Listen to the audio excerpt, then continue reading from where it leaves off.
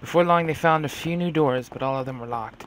Soon they had tried all of the doors but one. The final door sat in the corner of the hallway.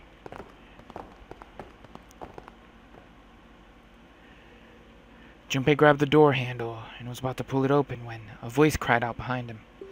It was neither Clover nor Lotus, but he recognized it. There was no doubt the voice belonged to Jumpy! He spun around. There at the other end of the hall, Junpei saw human figures running toward him. Hey, we met up with our friends. 3 of them. June, Santa, and Sabin. They stopped short in front of Junpei and his companions, gasping for air. Hey! What are you guys doing here? What? But we didn't... Before he could finish, Clover spoke. Guys, could you come over here? She was standing near the end of a small hallway that branched off to the right. The rest of them ran over to her, curious as to what she'd found. There was something on the wall at the end of the hallway. A map of the ship's interior. It's at C deck, in the upper left corner. Most likely they assumed it was a map for the floor they were on. Door 7 and Door 8. The map confirmed what they already knew. Both doors eventually led to the hallway where they had found themselves. In fact... Yeah, isn't that what I said? Till we find that 9 door. 0 ain't gonna split us up. We might get separated for a little while, but we'll see each other again. Otherwise, we can't open door 9. That's how the nonary game works. Junpei looked at the map of the ship's interior again. As he looked more closely, his surprise and excitement gave way to wariness. One by one, the others saw what he'd seen. As one, they all moved back toward the door Junpei had only a moment ago been ready to open. He pulled the map of the ship's interior off the wall, put it in his pocket, and followed the others. The 6 of them stood in front of the door, arraying in a semicircle. Santa stepped forward. He took hold of the door and spoke without looking back at the other 5. Ready? I'm gonna open it. They nodded their silent assent.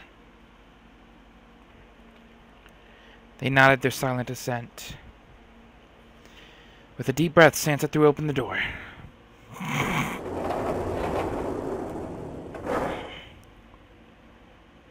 They poured through the doorway and into the room. Even without looking around, each one of them knew where they were.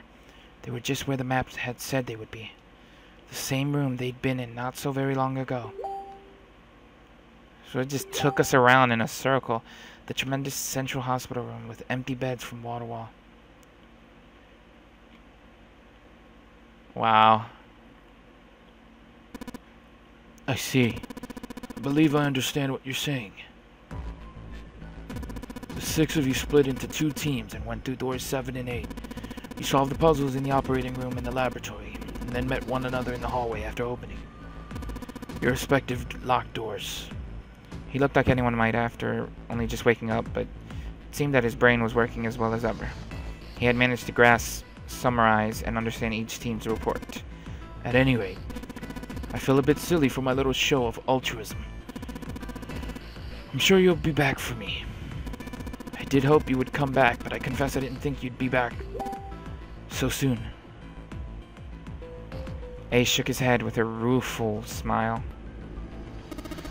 Well, we saw each other again and we ain't dead, so I say that's good enough.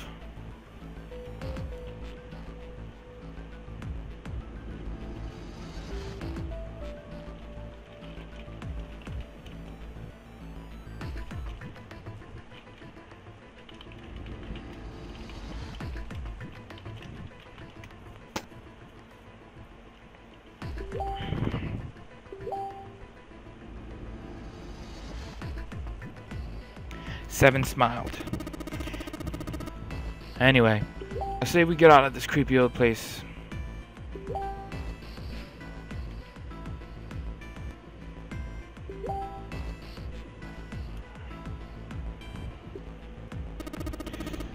We found the key we need. The key? Ain't that what I just said? I'm talking about the Jupiter key. We found it in the operating room. Here. Seven tossed something small and metallic toward Junpei. He caught it and found that the object was a key. And we found, was it the Earth key? On it, someone had engraved a symbol very similar to a 4. He looked over at June, who nodded back. It had to be the Jupiter symbol. I'm gonna let you hold on to that, alright? Yeah, got it. Junpei tucked the new key into his pocket. As a group, they now had 3 keys that had not been used. The Earth key, which had been found in the laboratory. The Saturn key card, which had been found in the kitchen.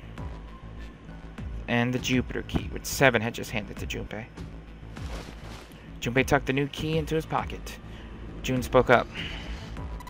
The Jupiter key is supposed to be for the door at the end of that long straight hallway, right? Yeah. If the map's right, then it connects to the central staircase. Next to the stairs. Wait. They were the first words anyone had heard out of Clover in quite some time. Her face suggested they weren't going to be very happy words. What about 3? What about door 3? Look, you saw the map, right? It's the same as 7 and 8. It just leads us back to the big hospital room. There's no point to seeing what's on the other side of that door. There is a point. At least there's for me. There were tears in her eyes, but she glared at 7 as hard as she could just the same. She looked very much like a frightened puppy. There wasn't a man alive who couldn't have resisted those eyes. Who could have resisted those eyes. 7 looked everywhere in the room except at Clover and muttered and coughed apologies under his breath. Yeah, you're right. I'm sorry. Snake might be on the other side of door 3. Clover nodded once. The next person to speak was Ace. Very well. I'll be coming with you then. I've had a nice long rest.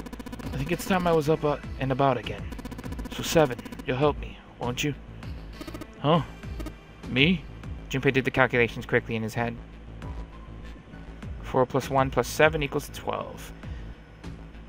A la 1 plus 2 equals 3. Looked like 7 was doing them too. Last, he gave up. Damn. Well, I guess that's how it's gotta be. So I'm going with you, huh? Yeah, you are. Alright, let's get moving. And so it was decided that Clover, Ace, and 7 would discover what lies beyond door 3. Okay, we're heading out. Be careful. Oh, didn't think I'd be hearing that from you, Lotus. Don't let it go to your head. I'd be in trouble if the 3 of you bought it. The rest of us can't open the 9 door. Ah, the truth comes out. 7 nodded as if this answer made much more sense and pulled the lever on the red.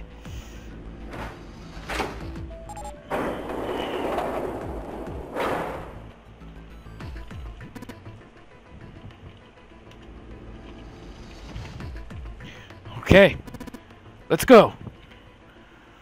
The door opened and Ace, Clover, and 7 jumped through it. 6, 7, 8. After exactly 9 seconds, the door closed noisily. Alright, we should get moving too, huh? Get moving? Where are we going? Everyone except Lotus seemed rather confused. Well, it would be a waste of time to just sit around, wouldn't it? Let me explain.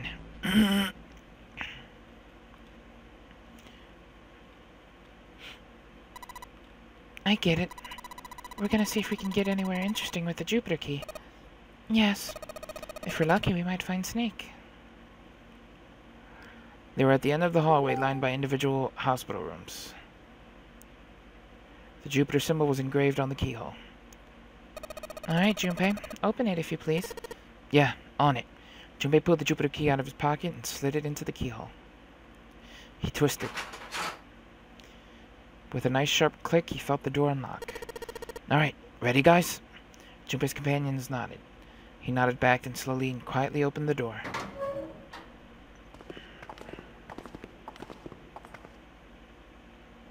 Inside was exactly what he expected to see from the map of the ship's interior. They were in a tremendous hall, almost like a ballroom, with a massive central staircase. Great, back to the beginning. You sure this is a good idea? What do you mean? Well, we already searched every inch of this room, didn't we? I'm asking you if there's any reason we came back here. Of course there's a reason. Man, sometimes I can't tell if you're smart or just lucky. Huh? This. Junpei pulled 2 things out of his pockets. Saturn key card, and the Earth key. Santa cocked his head to one side like an inquisitive bird and looked at them. After several long moments, during which it became apparent that Santa had no idea what the cards meant, June took pity on him.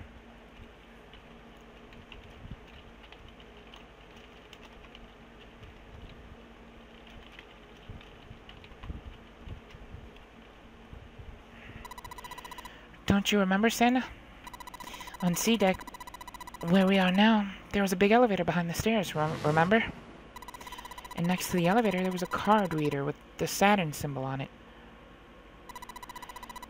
And on A deck, on the door to the left, there was a keyhole with the Earth symbol on it, I think. So the two keys that Jumpy has Should let us use the elevator and the door on A deck, huh? Yeah. Yeah, that's right. June smiled, pleased with herself. So did Santa. Alright, I got it. Let's get started then. What do you say we split into 2 teams? Lotus and I will search the Earth one, so you 2 go search Saturn, alright? Sounds good. Junpei handed the Earth key to Santa. They decided that their initial search should be brief, only 10 minutes. They'd meet back near the staircase once they were done. Junpei and June headed for the elevators. Sure enough, there was a card reader bolted to the wall next to the left elevator. He lined up the Saturn key card and swiped it through the reader. A light on the upper left corner blinked to life. Great. Looks like it's working now. Alright. Now how do I call the elevator? There was a single button to the right of the elevator door. On the button was the upside-down triangle, the universal symbol for down. There didn't appear to be an up button. Junpei pushed it. He didn't have much of a choice.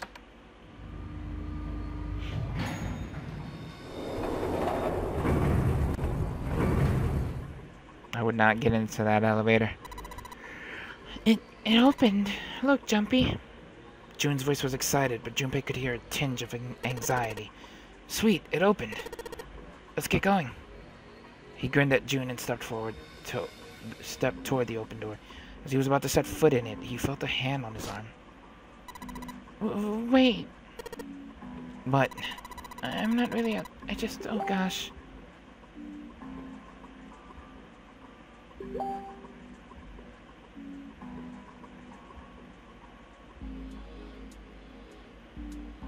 Junpei was at something of a loss.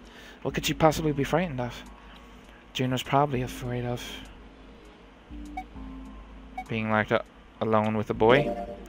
After a little thought, Junpei decided that she had to be nervous about being locked up in such a small space alone with a boy.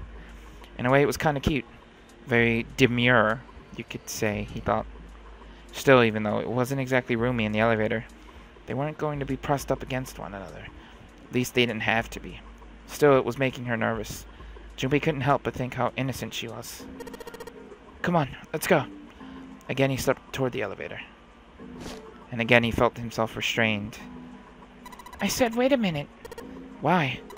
Aren't you afraid, Jumpy? Afraid of what? Well, I've never, you know... She'd never been in an elevator with a man alone before. Even so, she still seemed off.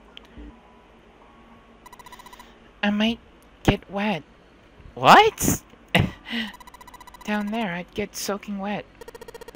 Well, I mean, of course you would. That's the way it works. I mean, I've never heard of anyone getting soaking wet somewhere else. That's true. What is she talking about? You don't mind? Mind what? Getting wet? What is happening here? Well, I don't know. I think I'd probably, like it. Gosh, Jumpy, you're so brave. Really? I mean, I kind of think any guy would do the same thing, What happens, happens, right? If you get the chance, you just gotta go for it. That's what a man's supposed to do, I guess. You're so cool, Jumpy. I really admire you. That doesn't really seem like the sort of thing you ought to admire someone for. I'm really scared. Yeah. I mean, like you said, you'd never done it before. Yeah. So I don't think I'll be able to last very long, and then it'll be over. Over? Yeah. I'll go to heaven. Heaven? feels kind of like you're floating in space and your mind gets all fuzzy like when you pass out. At least that's what I've heard from people who have experienced it. Yeah, I've heard that too. Although I don't think the same thing happens to guys. What? Huh? But it would happen to men too, wouldn't it? It would happen to anyone. Once it gets into your body, the same thing happens to everyone. Well, I mean, usually it doesn't go inside the man. I mean, generally... Yeah, it does. Well, eventually it will. It's not like you really have a choice. Your body will force you to swallow some of it eventually. What are you trying to do to me? Nothing. I'm not going to do anything to you. I'm just saying that that's what happens. It's a psychological reaction to what you're experiencing. Was that really how it happened? It occurred to Junpei that perhaps that was how it worked. Perhaps he'd been mistaken all these years. Had he misunderstood life so gravely? The thought terrified him. June seemed to be entirely oblivious to Junpei's mounting confusion and terror. I know most men probably have larger lungs, but even then, I don't think you could hold your breath for 20 or even 10 minutes. Eventually, you'd have to breathe, and then the water would get into your lungs. Once that happens, your body won't be able to get oxygen anymore, and you'll start to feel that floaty feeling as you pass out.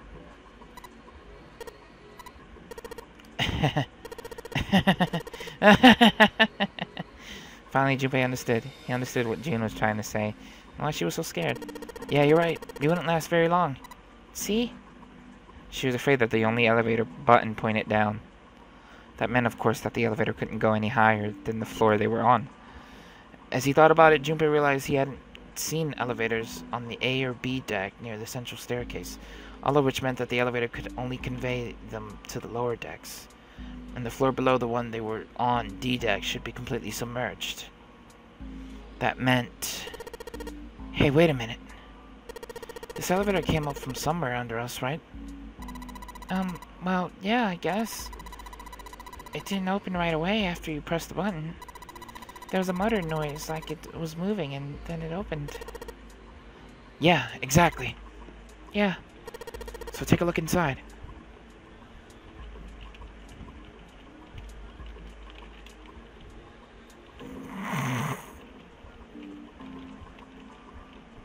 Junpei jerked his head toward the interior of the elevator.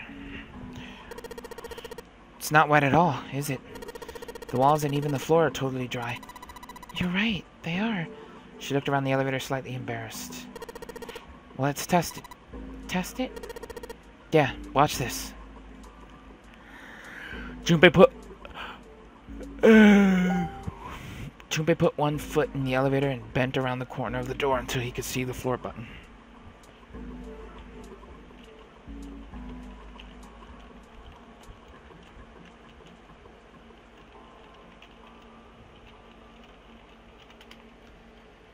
There were only two, E and C. He pushed the E button and jumped out of the elevator. The door slid shut and they heard the grinding of the motor as the elevator car moved down.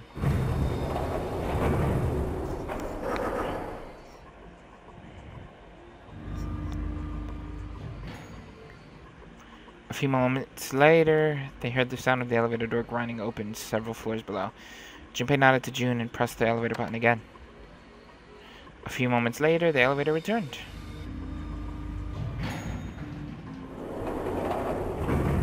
It was perfectly fine.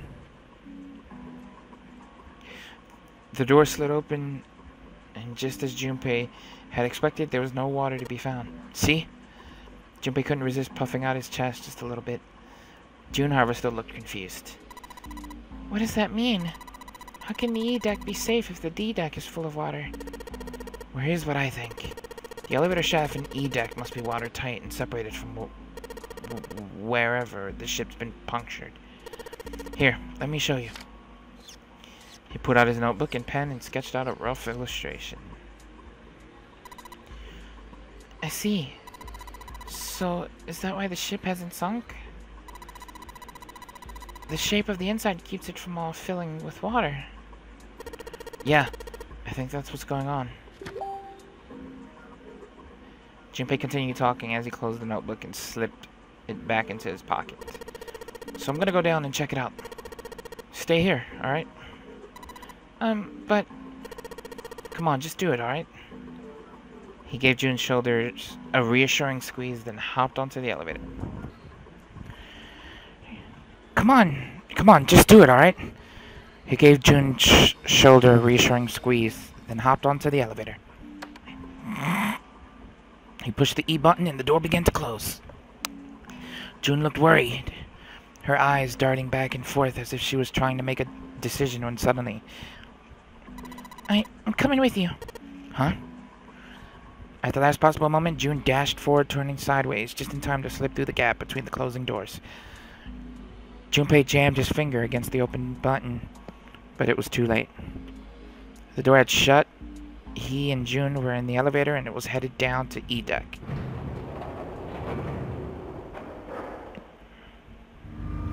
He was so surprised by June that he didn't even have time to think about what awaited him on the E deck. The elevator stopped, and the door slid open. They stepped off onto the floor outside the elevator. Nothing seemed especially unusual. No fish going about their fishy business or jellyfish floating lazily through the water. There was, however, a blowfish, or at least something that looked very much like one. June's cheeks were puffed out, and her mouth a tiny, intense frown. Oh, knock it off. It's just like I thought. This part isn't flooded. Come on, just look around. There's no water here. June looked around nervously, then... Ha! Exhaled. You're right. It's not flooded at all. See? But there's a whole lot of water. Yeah, right on top of us. What's going to happen if the ceiling breaks? Junpei thought about that for a moment. Well, we'd probably get really wet up there. Huh? At any rate, we should probably go back, so... as soon as we can, once we're done looking. Lotus and Santa might already be back. Okay, good idea. Junpei glanced around the room they'd found themselves in. The first thing he noticed was a set of thick iron bars. They ran the length of the room, separating the left elevator from the right. Well, we can't go over there. Right. Then perhaps... In the corner of the room that housed the elevators, Junpei found an opening. He walked up to it and stuck his head around the corner. A long, straight hallway stretched out in front of him. That door at the end of the hallway, there's something written on it. Yeah, let's go have a look. Junpei and June set off down the hallway at a brisk clip, somewhere between a run and a jog. Before long, they found themselves in front of the door. On it was a number written in bright red paint, 6. I knew it. This is a numbered door. And indeed, there was a red bolted to the wall right next to the door. Of course, with only 2 people, there wasn't much they could do with it. Alright, let's head back. Yeah. Junpei and June turned and headed back to C deck. On their way back, Junpei noticed a map on the wall. As it turned out, it was a burnt map of the ship's interior for E deck. Hey, come on. Come on. Lester. Sorry guys, my dog is being kind of a butt.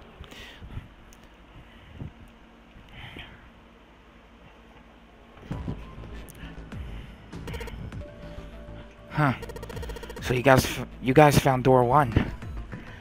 They'd met back up with Santa and Lotus, who had explained what they'd found. Apparently there was another number on door on A deck, just like the one on E deck, beyond the door that the Earth Key opened.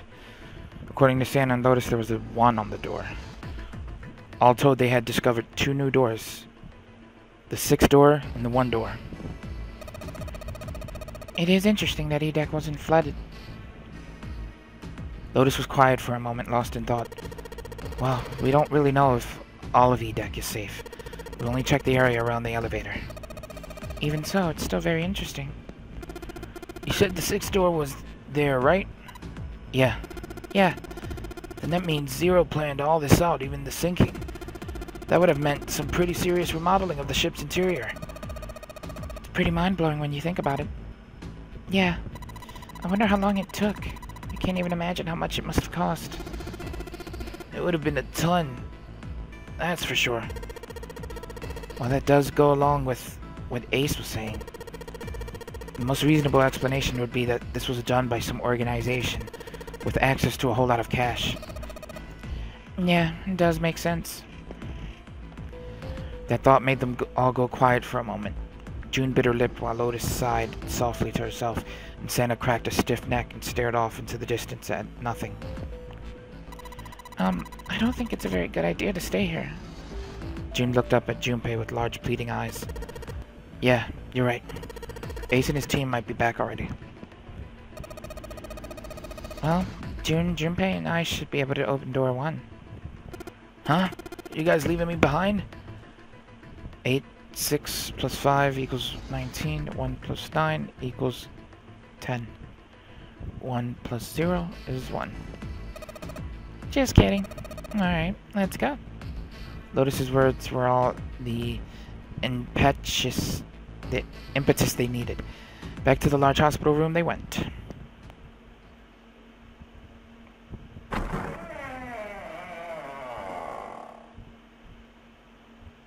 The moment they stepped inside, a tremendous voice echoed across the room. Hey! Where the hell did you guys go? It was 7. Ace was right behind him, and Clover was behind Ace, although she seemed to be hanging back. It looked as though there was something strange about them. 7 had the look of a man who'd seen a ghost. Ace was just as pale, and Clover looked as though she was only moments from passing out. For a long moment, they simply stood there looking at one another. Junpei looked around nervously, waiting for someone else to speak. No one did. He looked at 7. What happened? What the hell kind of question is that? 7 was trying very hard to be angry, but something had shaken him hard. His shoulders were trembling and his voice was strained. Snake is... 7 couldn't finish.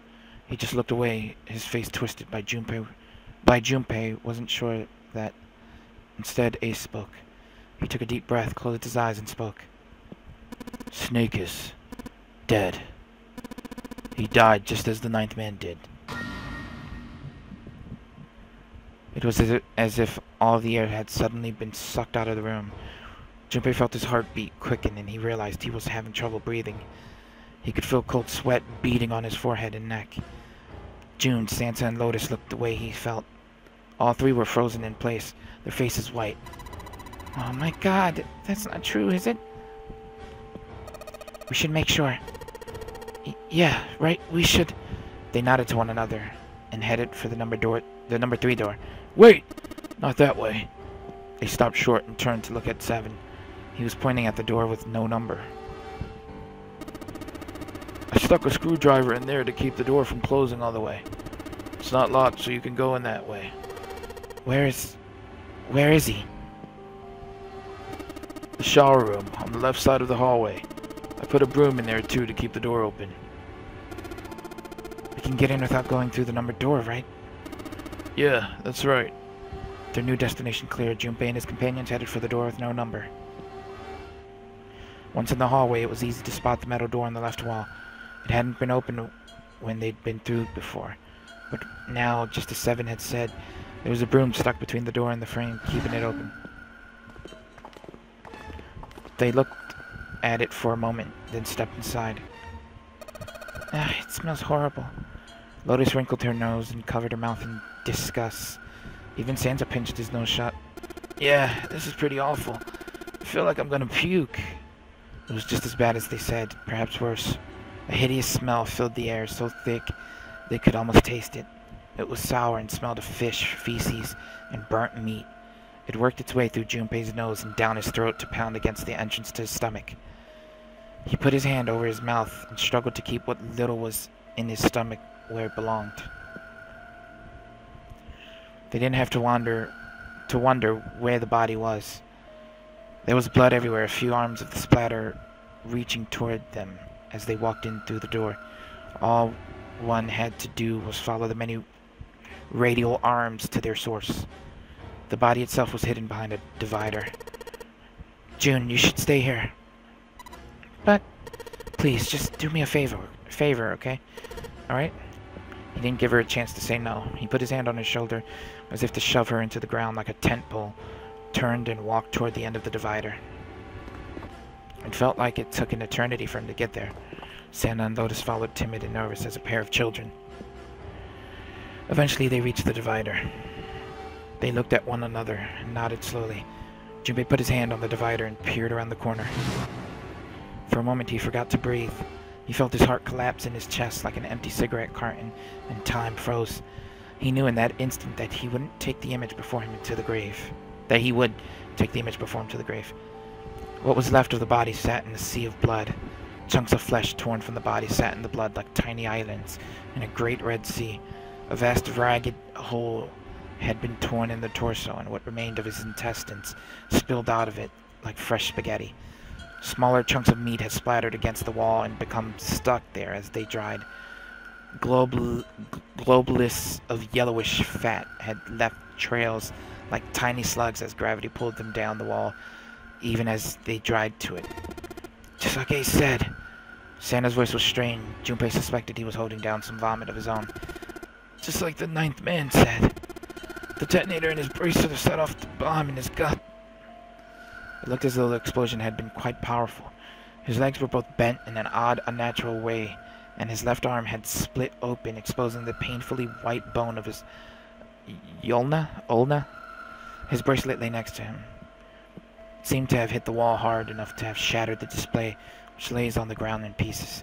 Half of his head had simply collapsed. The blood-coated almost made it look like raw pizza dough covered in tomato sauce. Oh, I'm never gonna eat pizza again. His clothes, too, were covered in blood. The burgundy tie, the white shirt, the jacket with the yellow piping, and the gray slacks. They were all familiar to Junpei. No mistake about that. It's Snake. Lotus's voice was unnaturally deep and strained, and Junpei heard it catch in her throat.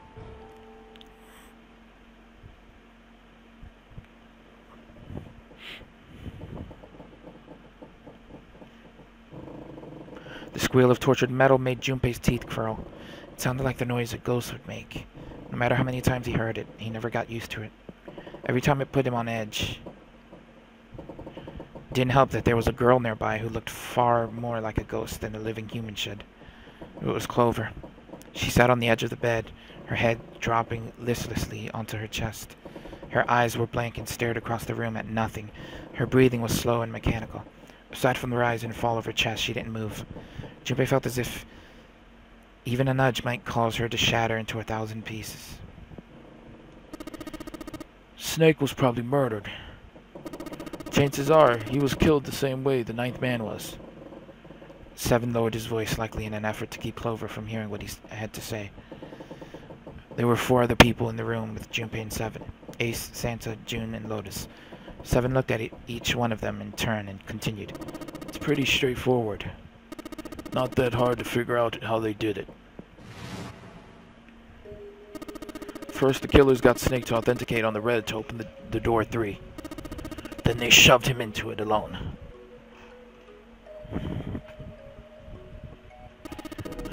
And waited 9 seconds for the door to shut. Once that door shut, it was over for Snake, but he didn't give up.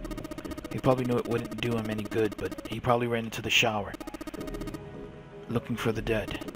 It was a small chance, but it wasn't like he had anything to lose. Fortunately, it didn't work. The detonator's only deactivated if everybody who authenticated when they went in uses the dead. And in the 81 seconds after he was shoved in. That happened. I see. So that's what you meant by killers, huh? You need at least 3 people to open one of the numbered doors, including Snake. It wouldn't open for Snake and a single killer. Exactly. That means we're looking at multiple perps here. Junpei crossed his arms and grunted. Well, just in case, I want to make sure. Let's say you're right. When do you think Snake was killed? When we all split up to look for the parts for the Reds, I think. Right after that was when we noticed he was gone. Then that means none of us have alibis. We were all off searching the rooms. We'd been assigned looking for those parts. Yeah. That means anybody could be a killer. Wait a minute. What are you talking about? June seemed shocked. How can you say one of us is a killer so casually? Well, not just one of us. If I'm right, then at least 2 of us are murderers. Why don't you calm down a bit, Seven? What are you going to gain by being so suspicious? That's what Zero wants you. Wants, you know. What, Zero wants? Exactly. This game was set up by Zero, wasn't it? Any game has a winner and a loser. Whoever makes it through the door 9 is a winner, and those who don't are the losers. Zero's trying to make us fight against one another for that victory. Then you're saying that Zero's trying to split us up by making us fight each other? Yes.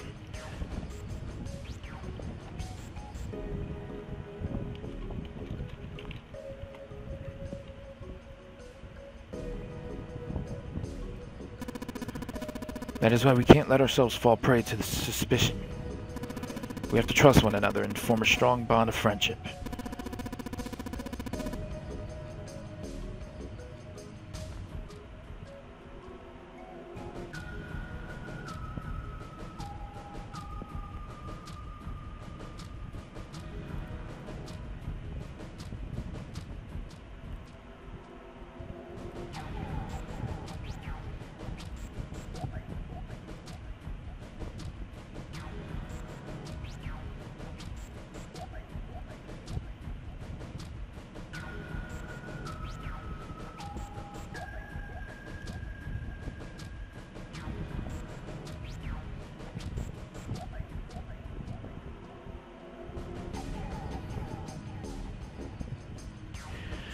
Otherwise, we'll end up ensnared by Zero's manipulation.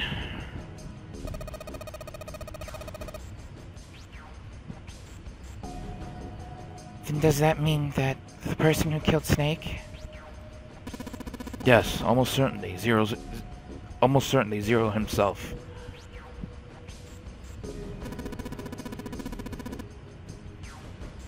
If there is anyone we should doubt, it should be Zero. He masterminded this game and kidnapped all of us. Doesn't it seem reasonable that he would have killed Snake as well?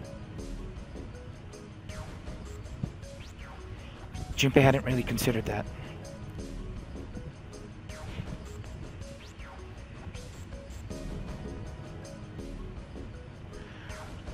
If Zero had killed Snake, then Zero was on the ship with him. Was Zero still on the ship with him?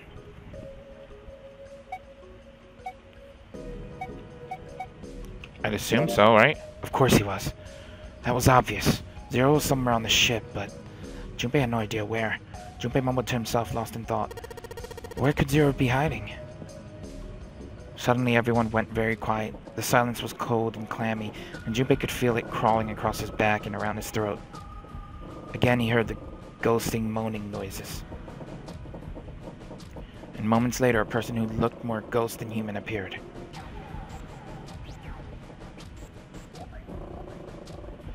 It was Clover. It was Clover.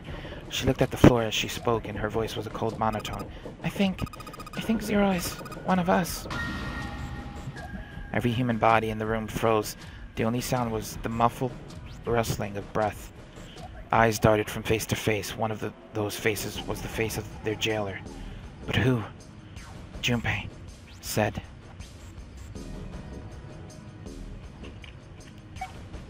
That's crazy. Isn't the ship going to sink in a few hours? If Zero was here with us, he'd be putting himself in danger. Why the hell would he do something like that? There's no motive. Clover looked up at Junpei and her face fell. You don't believe me. Her eyes were so pitiful. The moment Junpei met them, he felt his heart tighten. He didn't think what he said was wrong, but perhaps the way he'd said it he'd been too insensitive. Clover had just lost her brother. His death would have been bad enough, but she'd also seen the blasted wreck of his body. Junpei barely knew him, and the sight had been enough to make him sick. What Clover had felt, he couldn't begin to imagine. In the mental state she must have been in, it was understandable that she would look at those around her with suspicion. She felt everyone was against her. The least Junpei could have done was try to understand what she was feeling. He felt ashamed of what he'd said. Really? Perhaps he thought I should apologize, but before that apology could begin. Clover, I understand what you're feeling. You don't feel that you can trust any of us. Ace had beaten Junpei to the punch. As he spoke to Clover, his face was calm and friendly. But you have to understand, the more we distrust one another, the further we fall into our true foe's trap. Zero is the one who did those horrible things to your brother. Do you want to let yourself be manipulated by someone who would do such a horrible thing? Clover didn't answer. She didn't even look at Ace. The whole time her eyes were on Junpei. He could feel Clover's eyes boring into him. They were the color of a deep winter lake. Junpei saw no suspicion in them, only sadness. Then in that horrible silence. The bell ringing. We're losing time. They heard a bell begin to ring. It was the clock at the central staircase. 3 in the morning. That means we have 3 hours left. Then we need to move now. 7, Clover. I know how you feel, but you do understand that right now it's important we trust one another, don't you? 7 and Clover remained silent. Their eyes were looking at something somewhere else, very far away. We must go. We have very little time left. Ace's words put their feet to moving.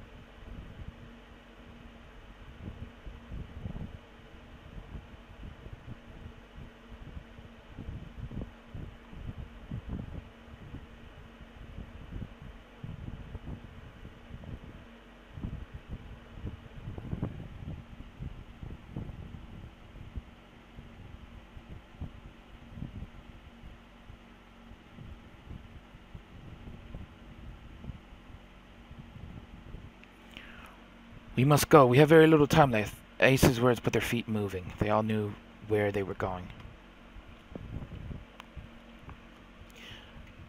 Their next destination was Mercury.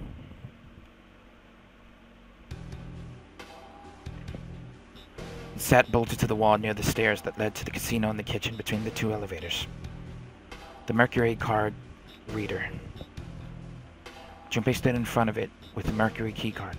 7 had given him the card. I found it when we were checking out the shower room. At least that's what he said. Junpei slid the card through the reader. The light on the reader turned green and made a tiny electronic noise. Now they were ready. Junpei and June had been chosen as the investigators, the reasoning being that they had been to E-Deck before and no one else had. As before, Junpei sent the elevator ahead to make sure the floor they were heading to wasn't flooded. As before, the elevator returned as dry as when it had left. Once it had been checked for water, June and Junpei stepped into the elevator.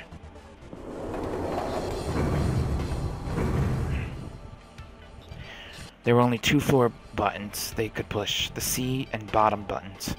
The rest were destroyed or did nothing when pushed. Junpei hit the bottom button. The door closed.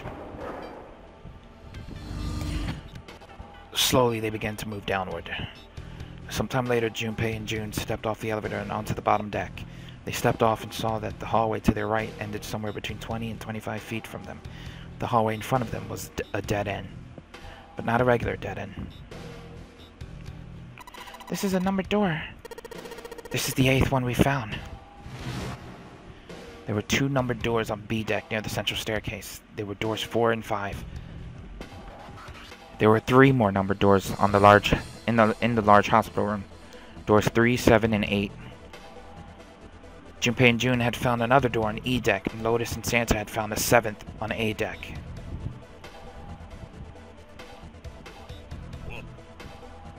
Give me a second here, guys.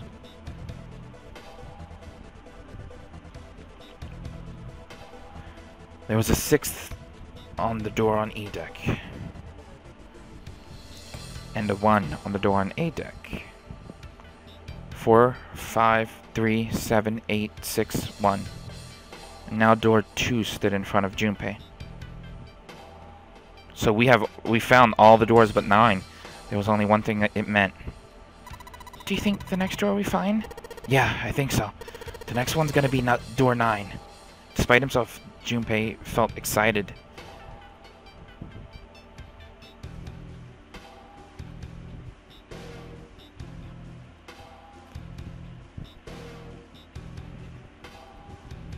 Give me a second here, guys.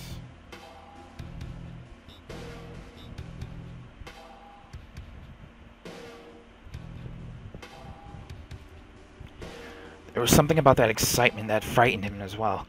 He did his best to put it from his mind and headed back to C deck with June.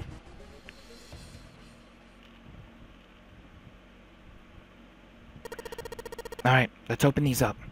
The pieces of paper they'd folded up lay on the ground next to Junpei's leg. There were 7 of them, all told. They were written on paper pulled from Junpei's notebook, and each one bore a code name and a door. Why had they decided to vote that way? They decided it wasn't fair to simply ask everyone at once. That would allow people to force others to go through certain doors. But that wasn't the only reason. Junpei had proposed the voting system, and he had a plan. It wasn't a plan he wanted anyone catching wind of, however, so he did his best to act calm as he began to open and read the pieces of paper. The first one read, Ace requests door 1. Yeah, I do. Would you like me to explain why? No, we don't have the time for that, sorry. Let's keep going. He opened the second one. Next is Santa. He wants door 6. Yeah, that's what I wrote. Junpei continued with the third and fourth and fifth pieces of paper. Clover wants 1, Lotus wants 2, and 7 also wants 2. Eh? Wait a minute. There's no way I'm going anywhere with the Elephant Man. No, there'd be no point to the voting if we let people change their choices because of stuff like that. But, just give it up, Lotus. It's not like I want to hang out with some exhibitionist grandma. I'm not an exhibitionist. I'm wearing clothes. Barely. So? Last I checked, that's not a crime. Maybe, but what about common decency? Nobody wants to have to look at a chick who looks like a half-naked raisin. I'm going to kill you. Lotus's hair flared out like the mane of an angry lion. She roared with a voice that shook the walls. With some difficulty, Ace managed to restrain her. Junpei, read the rest. Right. Junpei tore his eyes away and looked down at the 6th piece of paper. He opened it. June wants door 6. Yes. I don't really have a reason, I just felt like it.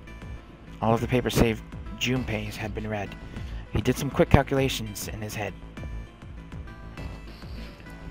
People who requested door 1 is Ace and Clover. This was the door on A deck near the central staircase. People who requested door 2, 7 and Lotus. This was the door on the bottom deck and could be reached by taking the elevator to the bottom of the ship. People who requested door 6, Santa and June. This was the door on E deck and could be reached by taking the elevator near the central staircase down. It took him less than a second to run the numbers. He opened the 7th piece of paper and spoke. Okay, the last one is mine. I want to go through door 6, obviously. Right? Because I want to go with my girl. I want to go through door 6. Junpei flipped open the piece of paper. It read Junpei, door 6. Of course it did. He'd written it after all. That's a problem. June spoke barely above a whisper, but they all knew that she'd said, None of these teams will be able to go through the doors they want. Clover and I choose door 1. Lotus and I choose door 2. It's not enough people to open a numbered door, however. The digital routes don't match up either. We've got similar problems. Junpei and I want to go through door 6, but our digital route is 5. If we're gonna open that door, we need a 1. Damn. What are we going to do now? What are we going to do? Junpei crossed his arms and did his best to put his thoughts in order. The others followed suit, but with little result. Eventually, Clover broke the silence. Why don't 7 and Lotus go through door 1? With me. Her face was cold and flat, as was her voice, but her logic was sound. 7 and Lotus looked at each other. 7 plus 8 plus 4 equals 19. 1 plus 9 equals 10. 1 plus 0 is 1. The first problem resolved. Ace spoke up. What about me? Isn't that obvious? Wasn't one of the teams just complaining that they didn't have a 1? You mean I should join Santa's team? Clover nodded, her face still cold and emotionless. Her attitude and posture could not have been more different than the energetic girl of only a few hours before. No one seemed ready to contradict her. Her response was understandable, given the horrible situation in which she had found herself, but even so... I understand. I'll go through door 6 then. If we do as Clover has suggested, we can all pass through a numbered door. No one will be left behind. It seems to be the most reasonable solution. 3 plus 6 plus 5 plus 1 equals 15. 1 plus 5 is 6. 7. Lotus, what do you guys think? I don't have a problem with it. Me either. Alright then. We're good to go. At last, Junpei and the other 6 had managed to separate themselves into 2 teams. Clover, 7, and Lotus headed to A deck, where door 1 was, near the main staircase. Junpei, June, Ace, and Santa, however, took the elevator to E deck.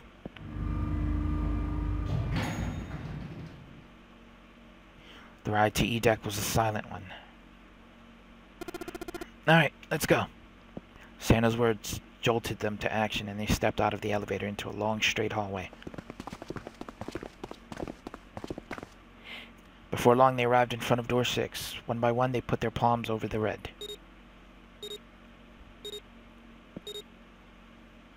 With a soft electronic noise, it authenticated each of them.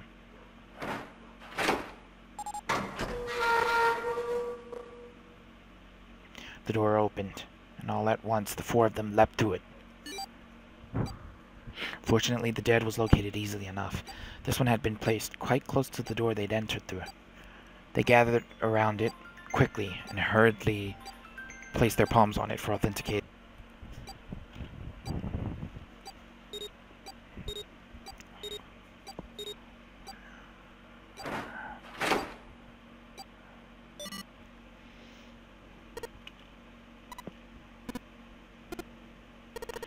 It stopped.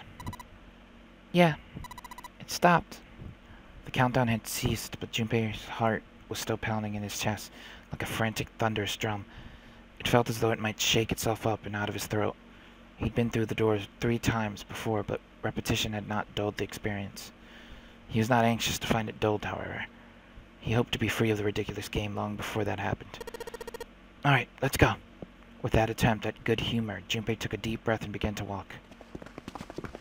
He jogged down the stairs at the end of the hallway and found himself staring at a large door.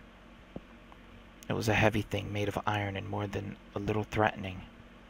He took hold of the bar that served as its doorknob and shoved it down. The room beyond stopped him in his tracks. It was gargantuan and made entirely of metal. None of the accents of wood or tile he'd seen in the rest of the ship. This room was purely functional, but utterly tremendous. Well, what the hell is this? Santa got out of a few words before awe stole the rest of them. The rest were too stunned to offer anything more than gasps. It was easily the largest room they'd seen, and yet it was somehow closed and oppressive.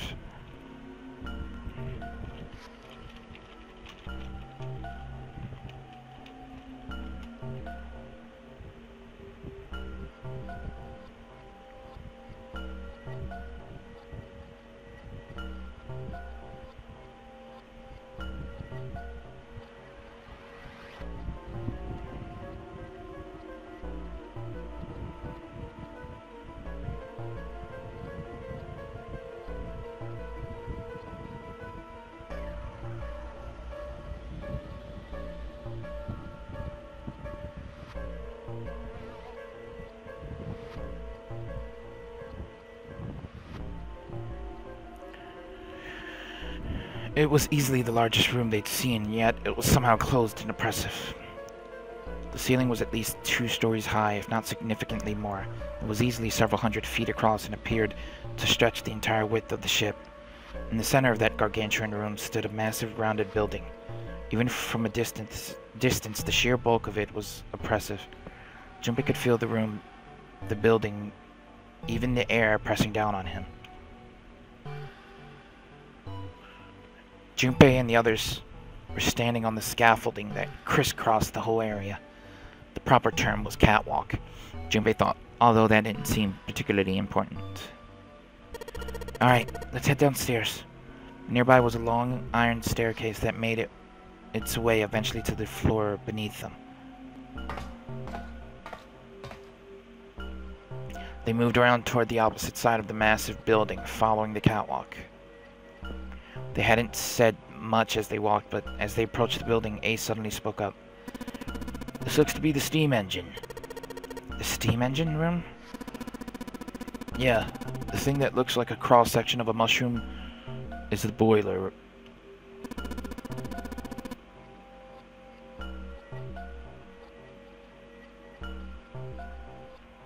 "Do you see the 3 round doors near the bottom? Coal is put into those and burned, which heats the water producing steam. The same thing that drives the steam engine. This one is simply somewhat larger." "I see." Even if Ace was right, the boiler was boiling nothing as they approached it. The entire room was as silent as the grave. Suddenly, Junpei heard a noise behind him. He turned just in time to see June collapse to her knees. "Hey, what's wrong? Are you alright?" He dashed toward her and wrapped his arms around her shoulders to steady her. It was then that he noticed. You're really warm. Is your fever coming back?" Yeah, it probably is. But I'm fine. Please don't worry about me. I just need to rest and I'll be fine. Her voice was weak and forced, and it said a great deal more than her words did. Junpei carried her to the nearest wall and propped her up against it.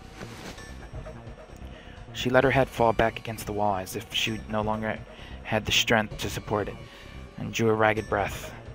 Her eyes were empty as if she was having trouble focusing them, and even speaking seemed difficult for her. Junpei felt his hand ball itself into a fist and clench tight, his knuckles whitening. He had to find a way out, and quickly. He turned and looked at Ace and Santa in turn. They might not have shared the depth of his emotions, but they certainly shared his concern.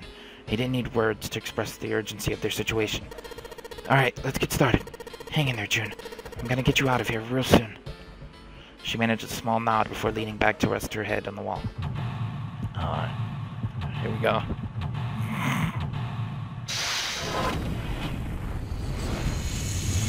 Seek a way out. Steam engine room.